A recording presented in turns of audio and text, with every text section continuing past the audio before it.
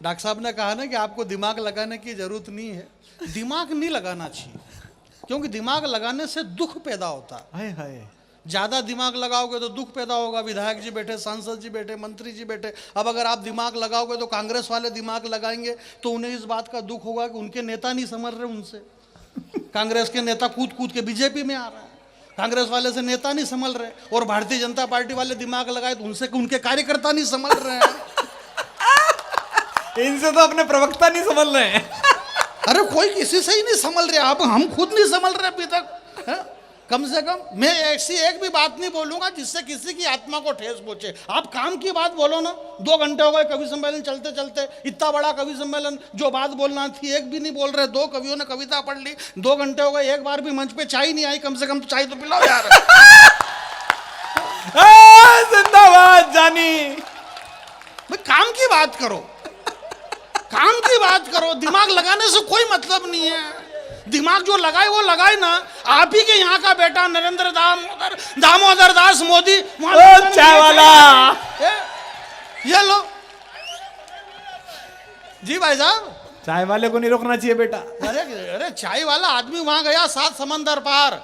जिस British government के अधीनस्थ हिंदुस्तान 100 साल तक गुलाम रहा, 100 साल तक ये भारत हिंदुस्तान गुलाम रहा ब्रिटिश गवर्नमेंट के। इसी हिंदुस्तान के, इसी गुजरात का एक बेटा जब लंदन में गया नरेंद्र दामोदर दास, तो 7000 लोग वंदे मातरम का जयकारा लगा रहे थे। हमें इस बात का गर्व है मेरे भाई। आपको ताली नहीं बजाना, मैंने कहा क्या कि बजाओ। नहीं भाई, माल ओरिजिनल होगा तो मार्केट में अपने आप बिकेगा। इसमें विज्ञापन की क्या जरूरत है कि ताली बजाओ ताली बजाओ। नहीं, मैं आपसे एक बात पूछना चाहता हूं, आप क्या ताली बजाने वाले हो?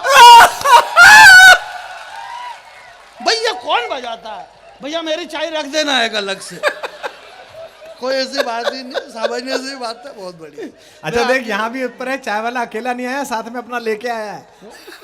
चाय वाला दिल्ली अकेले नहीं जाता, लेके जाता है। वो तो लेके क्या जाते हैं, चाय वाले तो वरिष्ठ लोगों को लेके जाते हैं। जैसे आप अपने वरिष्ठ प्रधान दुबे जी को लेके चल रहे हो, चल रहे 3 दिन से।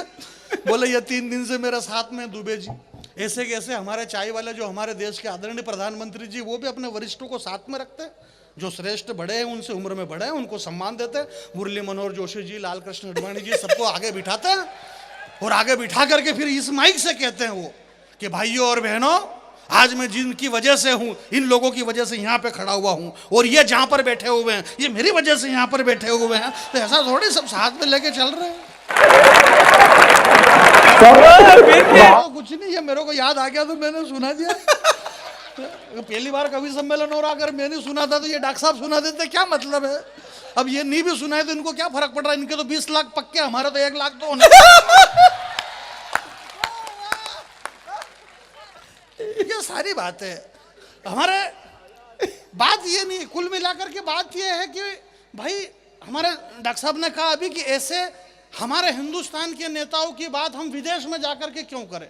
और वाकई में नहीं करना चाहिए। जैसे भी हैं अपने हैं भाई। अगर ये सड़क खाएं, ये चारा खाएं, ये 10 करोड़ खाएं, 20 करोड़ खाएं, तो अपने हैं भाई, अपने यहीं का खा रहे, क्या मतलब है? और अपन नहीं खाएंगे तो कौन खाएगा? यह हिंदुस्तान की संपत्ति सरकारी संपत्ति है, इस पर सबको अधिकार है। आप खाओ पियो ऐश करो, बस संसद में घाटे का बजट मत पेश करो। और ये कौन चिल्ला रहा है कि खा गए खा गए? ये वही चिल्ला रहा है जिसको खुद को खाने को नहीं मिला। इसलिए आप खाइए, खाने में कोई दिक्कत नहीं है। मैं पीने के बारे में कुछ भी नहीं कहना चाहता हूँ। इस पीने को लेकर के बहुत सारी समस्या पैदा हुई। दुबई के अंदर श्रीदेवी मर गई, मालूम पड़ा कि पीने से मरी थी। इसलिए पीने के बारे में मैं कुछ भी नहीं कहना चाहता हूँ। जब तक हम जिएंगे तब तक हम पिएंगे, ये सारे पुराने गाने, ऐसा कुछ नहीं। हमारे अमित भाई ने जो देशभक्ति की इतनी बढ़िया कविता सुनाई, भगवान श्री कृष्ण की कविता सुनाई। गांडीव धारण किए हुए अर्जुन, श्री कृष्ण भगवान रथ के ऊपर विराजमान है, गांडीव हाथ में अर्जुन के है, और अर्जुन गांडीव से तीर चलाना नहीं चाहते हैं। भगवान कृष्ण कह रहे कि चला दे, देख नहीं चलाएगा तो तेरा कुछ भी नहीं बिगड़ेगा, मेरा बिगड़ जाएगा, क्योंकि मैं इसीलिए अवतार लेकर के आया हूँ, इसलिए तू चला दे। तो वो चलवा नहीं कर रहे। बात कुछ नहीं, गीता वीता आप दुनिया के कोई से भी शास्त्र पढ़ लो, 18 पुराण पढ़ लो, 6 शास्त्र पढ़ लो, 4 वेद पढ़ लो, रामायण पढ़ लो, भागवत पढ़ लो, गीता पढ़ लो, दुनिया में कुछ भी पढ़ लो, उसका बस एक ही सार है कि जो आया है वो जाएगा, वो जाएगा, और जो जाएगा वो वापिस आएगा। ये जो लोग इधर से आ रहे हैं ये वापस पता नहीं कब चले गए और वापस आ रहे हैं। ऐसा आने जाने का सिलसिला बस रखो है। ऐसा कुछ भी नहीं है। अपन मैं आपके बीच में यहाँ ये नाम गलत छप गया और ऐसा कुछ भी नहीं। नाम जिसकी जैसी रही भावना प्रभु मुहूर्त नहीं देखी ऐसी। हमारे कुमार सर तो आजकल अपने अपने राम की कथा कर रहे हैं, राम के ऊपर भी बोल रहे।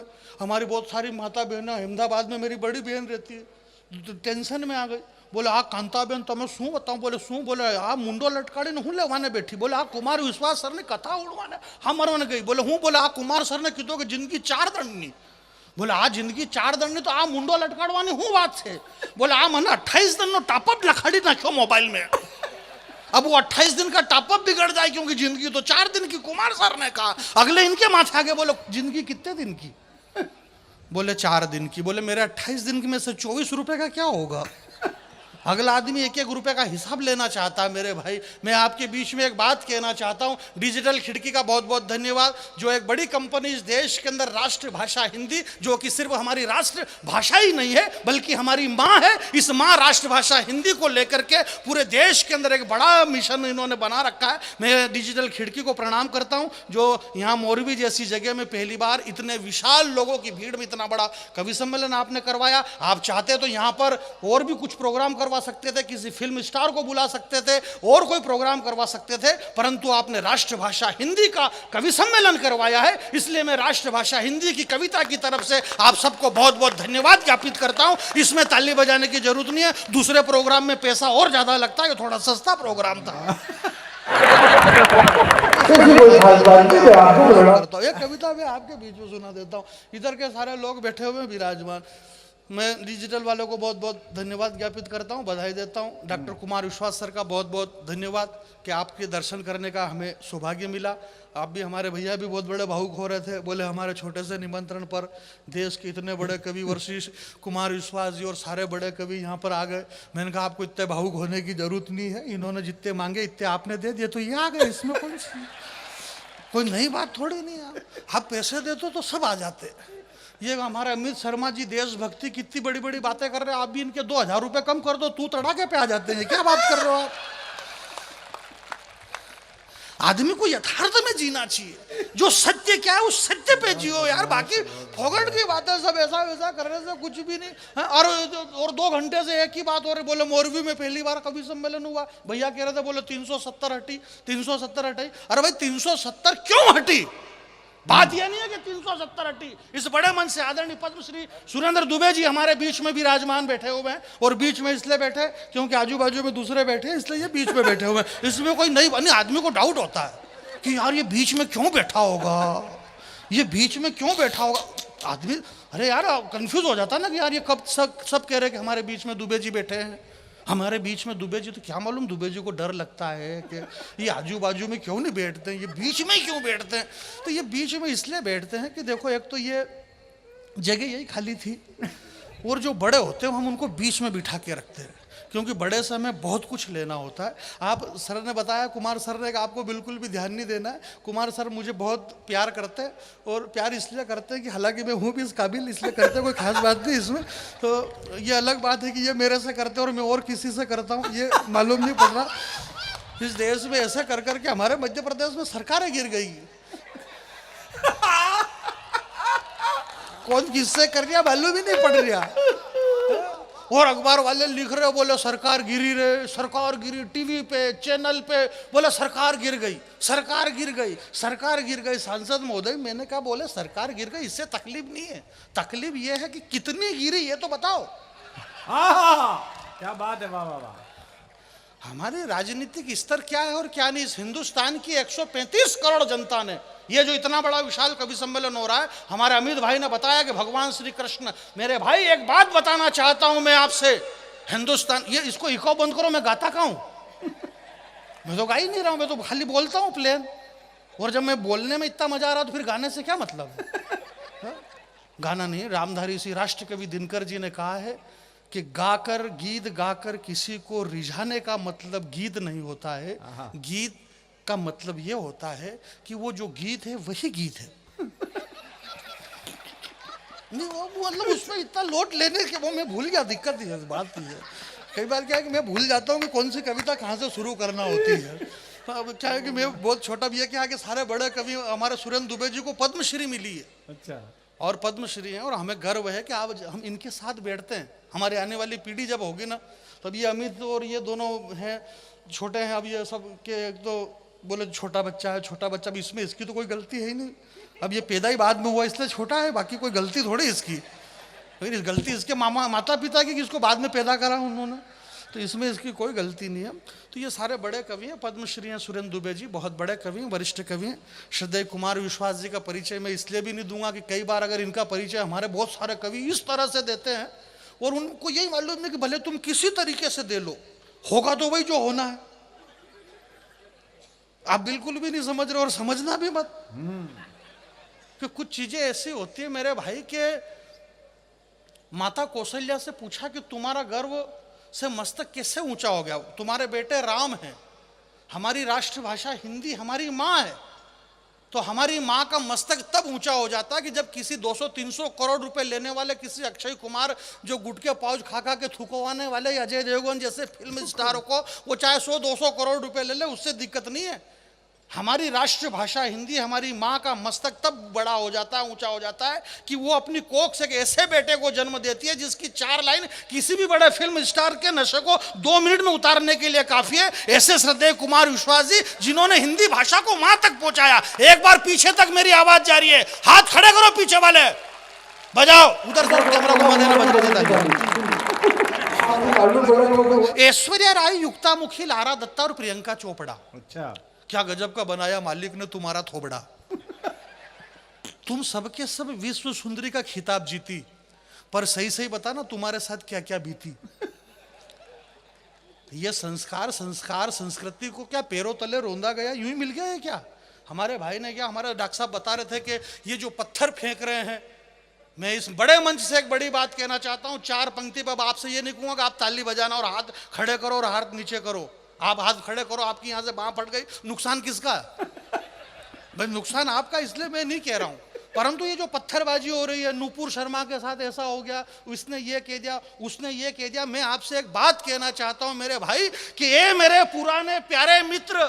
वाह, ये मंच पहली बार, डॉक्टर साहब आप पहली बार ये कविता सुनेंगे, और अगर इसके पहले भी आपने सुन रखी है तो चेहरे के हाव भाव ऐसे बनाओ जैसे पहली बार सुन रहे हैं। नहीं, अपने को 100 प्रोग्राम करना है डॉक्टर साहब, हालांकि अलग बात है कि अपन सब में रहिए नहीं रहे, पर करना है अपने को सबको। ए मेरे पुराने प्यारे मित्र, आप पहली बार सुनेंगे सुमन जी। ए मेरे पुराने प्यारे मित्र, ऐसे कैसे बदल गया रे तेरा चरित्र, तू भूलने का इतना आदि कैसे हो गया है। पकड़ लेना पंक्ति साहब, तू भूलने का इतना आदि कैसे हो गया है, शायद तूने कुरान ढंग से नहीं पढ़ी इसीलिए जेहादी हो गया है।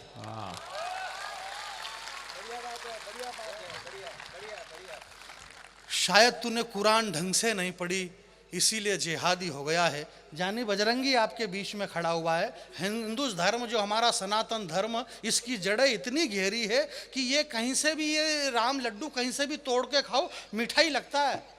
हमारे यहाँ जब शस्त्र हार जाता है, अमित भाई जो आपकी कविता को बधाई, जब शस्त्र हार गया, गांडीव हार गया, तो शास्त्र खड़ा हो गया कविता के रूप में। वो गीता लेके खड़े हो गए, जो दुनिया की पहली बड़ी कविता हुई। जब शस्त्र हारता है तो शास्त्र खड़ा होता है। जो बड़े लोग होते हैं वो बड़ा डिसीजन लेते हैं मेरे भाई। जब हनुमान जी रावण की लंका में गए, भूख लगी तो उन्होंने वृक्ष उखाड़े, फल खाए। रावण की लंका में रावण के सामने पेश किया गया।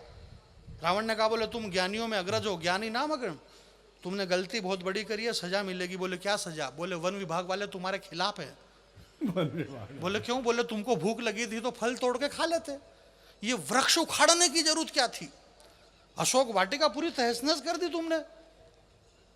हमारा सनातन धर्म, हमारी संस्कृति, माता उमिया के बेटे यहाँ पर बैठे हुए हैं, पाटीदार समाज के, आप लेवा हैं कड़वा हैं ये मुझे पता नहीं, परंतु आपके हाथ खुलना चाहिए मेरे भाई कि हमारी जड़ें कितनी गहरी है। रावण ने कहा हनुमान जी से कि तुम्हें भूख लगी थी, तुम फल तोड़ करके खा लेते, परंतु इन वृक्षों को तुमने उखाड़ करके क्यों फेंका, ये अशोक वाटिका क्यों उखाड़ी? हनुमान जी ने कहा कि रावण, ये हमारी संस्कृति है, ये जो अशोक वृक्ष के नीचे बैठी हुई जो सीता है, जो अविरल आंसू बहा रही है, ये धरती से पैदा हुई है, ये धरती की पुत्री है। और ये जो वृक्ष खड़े हुए हैं ये भी इस धरती पे खड़े हुए हैं, इसलिए ये वृक्ष भी इस धरती के पुत्र हैं। और एक बहन अगर आंसू बहाए और भाई अगर डीठ बन के खड़े रहे, उन्हें जिंदा रहने का कोई अधिकार नहीं। हनुमान जी ने सारे वृक्ष उखाड़ करके, ये हमारा सनातन धर्म हो सकता है, ये हमारी संस्कृति हो सकती है। अच्छा है जानी, बहुत अच्छा जानी। ऐश्वर्या राय, युक्ता मुखी, लारा दत्ता और प्रियंका चोपड़ा, यह कविता यहीं से शुरू हो रही है।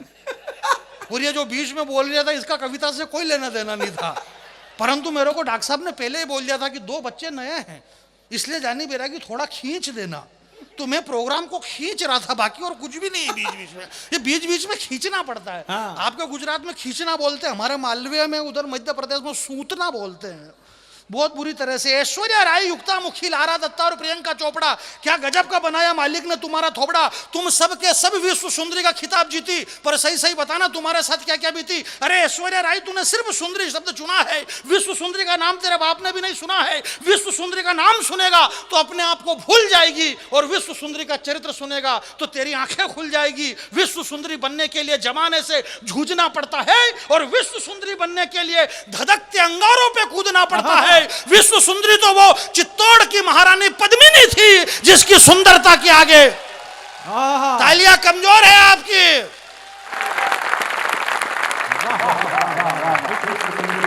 विश्व सुंदरी कौन थी? विश्व सुंदरी तो वो थी जो अभी मैं पहले बोला था। नहीं, मैं कभी बिल्कुल ऑलरेडी हास्य रस का हूं, मैं जोर जोर से बोलता हूं, इसका मतलब ये नहीं कि मैं वीर रस का। कई बार क्या है कि हमारी भाषा से किसी की आत्मा को ठेस ना पहुंचे। भाई अभी मेरे जो हमारा अमित भाई वीर रस की कविता पढ़ते हैं, लोगों के रोंगटे खड़े हो जाते हैं। अच्छा। दिक्कत ये नहीं कि रोंगटे खड़े हो जाए, दिक्कत ये कि एक बार मेरे गांव में कवि सम्मेलन हुआ, वीर रस के खतरनाक कवि आए, खूब जोर जोर से बोले, लोगों के रोंगटे खड़े हो गए।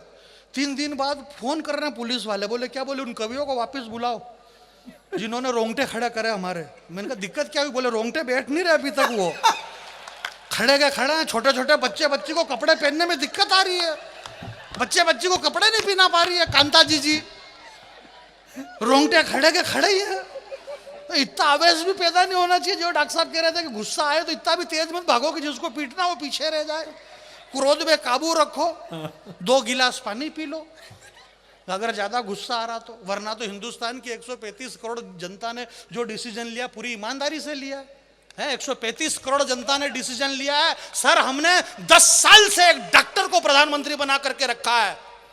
डॉक्टर मनमोहन सिंह जी अर्थशास्त्री थे, डॉक्टर थे, डॉक्टर होने के बाद 10 साल में एक इंजेक्शन तक नहीं लगाया। तो फिर एक चाय बेचने वाले को प्रधानमंत्री बनाया, उसने दे धड़ाधड़ ऑपरेशन पे ऑपरेशन, ऑपरेशन पे ऑपरेशन। अब अगर चाय बेचने वाला ऑपरेशन करेगा तो टांके तो गलत सुलत आ ही सकते हैं। बात ये नहीं है, बात ये है मेरे भाई के, बात देखो कुल मिलाकर के नेताओं के खिलाफ कविता पढ़ रहे हैं। अब इनको यही पता नहीं कि नेता खुद कवि सम्मेलन करा के पैसे दे रहे हैं। और कह रहे बोले नेता सड़क खा गए, ये चारा खा गए, ये 10 करोड़। भाई ये खा गए, इससे आपको क्या दिक्कत है? आप खुद का कॉन्फिडेंस बढ़ाओ ना खाने पीने का। ना खुद खा रहे हो ना दूसरे को खाने दे रहे हो। ये हिंदुस्तान की संपत्ति सरकारी संपत्ति है, इस पे सबको अधिकार है। आप प्रेम से खाइए। इस देश से नेताजी सुभाष चंद्र बोस चले गए, भगत सिंह चले गए, सुखदेव चले गए, चंद्रशेखर आजाद चले गए, राष्ट्रपिता महात्मा गांधी चले गए। ये क्यों चले गए? ये इसलिए चले गए क्योंकि इन्होंने कुछ भी नहीं खाया, इसलिए ये चले गए। इस देश में लालू यादव जिंदा है, सुरेश कलमाड़ी जिंदा है, राजा जिंदा, कन्नी मौजी जिंदा। ये क्यों जिंदा है? क्योंकि इन्होंने खाया है। जो खाएगा वो जिएगा, जो नहीं खाएगा वो मर जाएगा। इसलिए कोई दिक्कत नहीं, खाओ।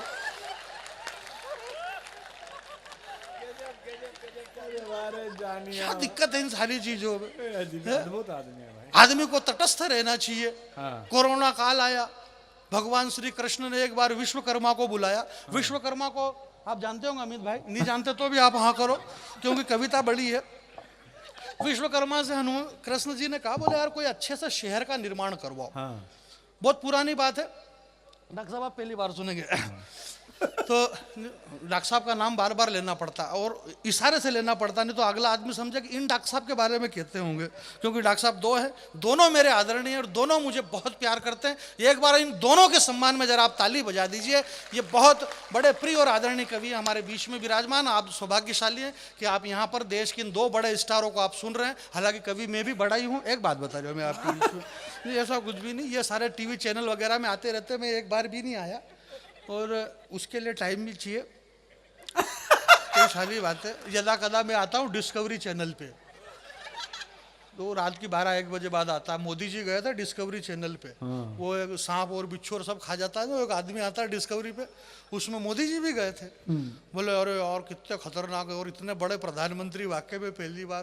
बोले ये वो कर कुरा के आखिरी में उसने कहा, बोले यार आप की वाकई में पॉपुलरिटी, बोले तेरे को, बोले सामने देखो अब शेर आ रही है, बोले डरने की जरूरत नहीं है।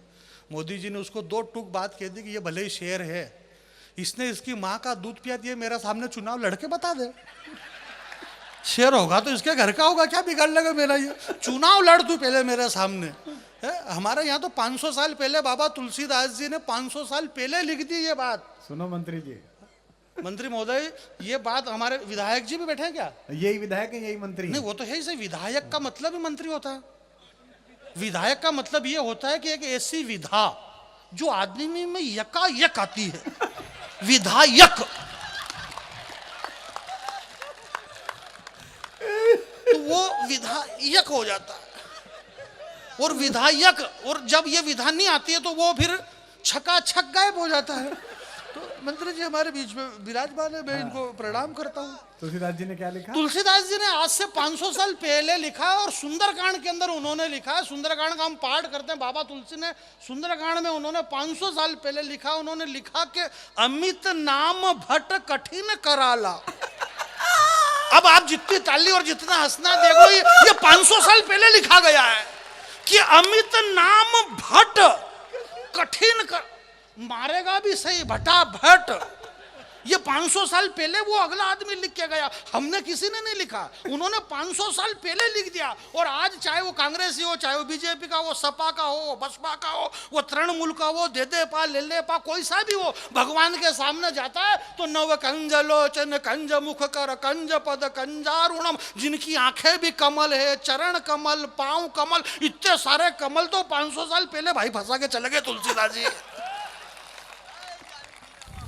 ए मेरे पुराने प्यारे मित्र, कविता सुनिए, 2 मिनट का मुझे आशीर्वाद देना था। मैं कविता शुरू कर रहा हूं साहब कि ए मेरे पुराने प्यारे मित्र, ऐसे कैसे बदल गया रे तेरा चरित्र, तू भूलने का इतना आदी कैसे हो गया है, शायद तूने कुरान ढंग से नहीं पढ़ी इसीलिए जेहादी हो गया है, माँ की कोख से पहला कदम तूने इसी धरती पर रखा है। आहा, क्या बात है जानी, वाह।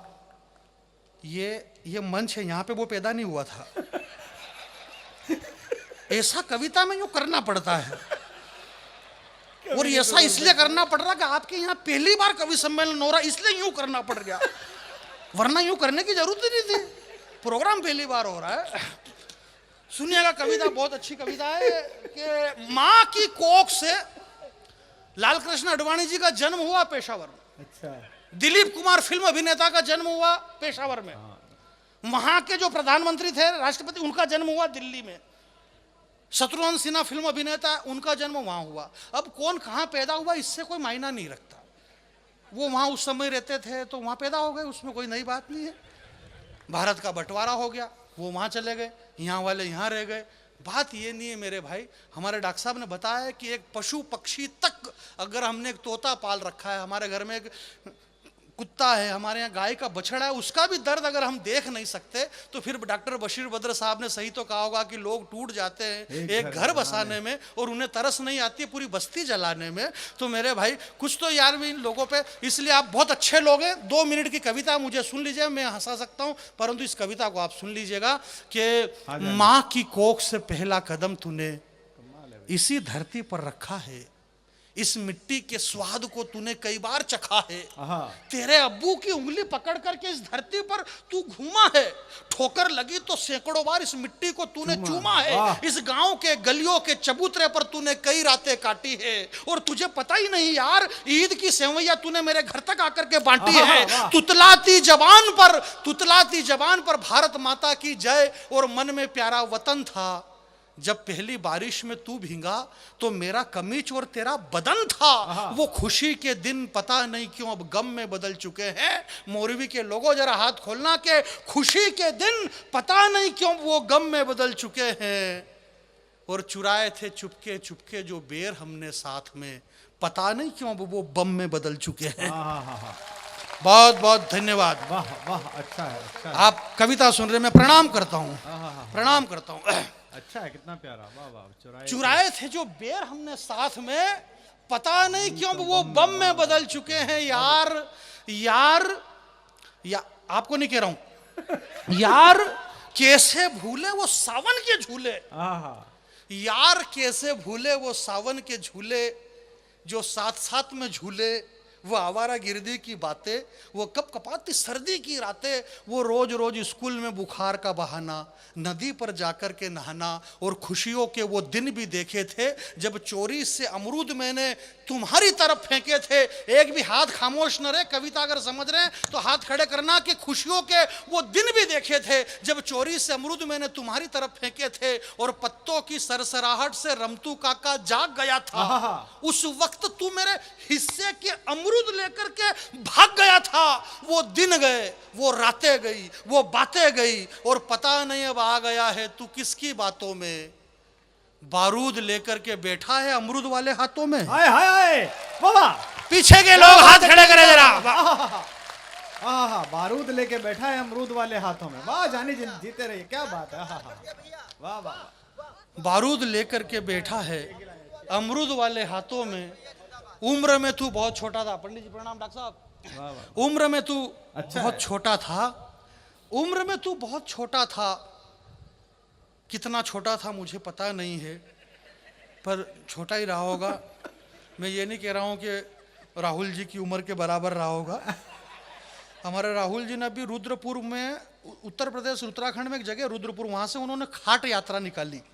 2000 खाट यात्रा निकाली उन्होंने, खाट यात्रा। मेरे को समझ में ही नहीं आ रहा, अगले आदमी राजघाट की जरूरत थी, अब हम खाट पे आ गए, राजघाट से चले। कोई मतलब ही नहीं है यार, अगले आदमी को खाट की जरूरत है और वो यात्रा खुद को खाट की जरूरत है। समझ ही नहीं रहे। उम्र में तू बहुत छोटा था, उम्र में तू बहुत छोटा था। ये जो हिंदू मुसलमान ये वो सारी बकवास बातें मेरे भाई, इस सृष्टि पे हमारे डॉक्टर साहब कहते हैं कुमार सर कि इस दुनिया में कुछ भी नहीं बचेगा। और जब कुछ भी नहीं था, न पृथ्वी थी, न पाताल था, न पृथ्वी, न भू जल थल पावक गगन समीर आकाश वायु, कुछ भी नहीं था उस वक्त। सिर्फ एक ही चीज थी, वो मोहब्बत थी, वो प्रेम था, वो प्यार था। और प्यार से ये सृष्टि पैदा हुई है। बस मोहब्बत करिए, प्रेम करिए, ये बात मोहब्बत ही जिंदा रहेगी, बाकी सब मर जाएंगे मेरे भाई। मैंने खुद ने कोशिश करी, मेरे गाँव में भी कोशिश करी, प्रेम और मोहब्बत के चक्कर में 15 लाख रुपए में फैसला हुआ। बहुत ताकत पड़ी भैया, वो डीएनए वगैरह और टेस्ट हुआ और बहुत माथा फोड़ी हुई भाई साहब। 15 लाख में खुलता वो मोहब्बत का लफड़ा था। तो आप ये कह रहा था कि उम्र में तू बहुत छोटा था, तेरी मौसी के घर से ही लौटा था, और अकस्मात जब तू बीमार पड़ा तो छूट गया तेरे हाथों के वो गिल्ली डंडे। भूल गया वो। नहीं वो फिर समस्या ये आएगी, बोले कविता नहीं जानता, स्त्रीलिंग पुरलिंग ही नहीं जान रहा। जब तू उम्र में बहुत छोटा था, तेरी मौसी के घर से ही लौटा था, तो लौटने में थोड़ी देर हो गई उसको। तेरी मौसी के घर से ही लौटा था। आप जो पुराने लोग हैं, आपके जमाने में एक फिल्म आई थी अमर अकबर एंथोनी, उसमें 3 कलाकार थे। मंत्री जी आपने देखी होगी, उसमें 3 कलाकार थे। एक कहने में फिल्म थी पंडित जी, वो डॉक्टर साहब पर बहुत बड़ी बात थी, अमर अकबर एंथोनी। उसमें 3 कलाकार थे। एक उसमें अमिताभ बच्चन थे, एक उसके अंदर ऋषि कपूर थे, उनसे मेरा काम नहीं पड़ा, और एक विनोद खन्ना थे।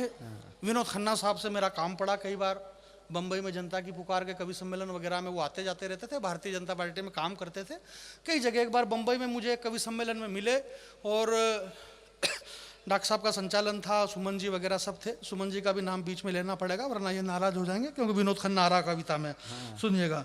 तो अब वो विनोद खन्ना साहब वहाँ मिले मेरे से, 10-20 मिनट हमारी बात हुई। प्रोग्राम के बाद पीछे चाय वाय पी हमने। 4-6 महीने बाद वो विनोद खन्ना भगवान के घर चले गए, आपको पता है। मेरा आपसे करबद्ध निवेदन है, प्रोग्राम के बाद कोई भी मेरे से पीछे मिलने की कोशिश ना करे ना। विनोद खन्ना मिला था इसलिए कह रहा हूँ मैं, बाकी और कोई दिक्कत नहीं। उसमें एक अमिताभ, उस हंसने की बात नहीं, अमिताभ बच्चन अभी भी है कि नहीं है? क्यों है? क्योंकि वो मेरे से मिले ही नहीं, इसलिए वो अमिताभ बच्चन अभी सलामत है। तो ये तीनों लोग थे, अमर, अकबर, एंथोनी। मुझे विदा करना और सारी जड़ खत्म हो जाएगी साहब। अमर, अकबर, एंथोनी। अमर हिंदू है, अमर हिंदू है, अकबर मुस्लिम है, एंथोनी क्रिश्चियन है। इन तीनों का जो बाप था प्राण, उसका नाम किशन लाल। अब तू हिंदू है कि मुसलमान है कि ईसाई है, जो भी, बाप तो सबका एक है और उसका नाम किशन लाल है। उत्पत्ति स्थिति सहार कारणम सर्व कारणम, सृष्टि का नियंता तो सिर्फ एक है, वो मेरा द्वारकाधीश है। वही सबको पैदा करता है, उसकी मर्जी के बगैर कभी पत्ता भी नहीं हिलता। चेतन चर्चित तो कभी नाराज भी नहीं होता पेमेंट को लेकर के, बोले द्वारकाधीश की मर्जी से कम होगा, शांति पकड़ दो।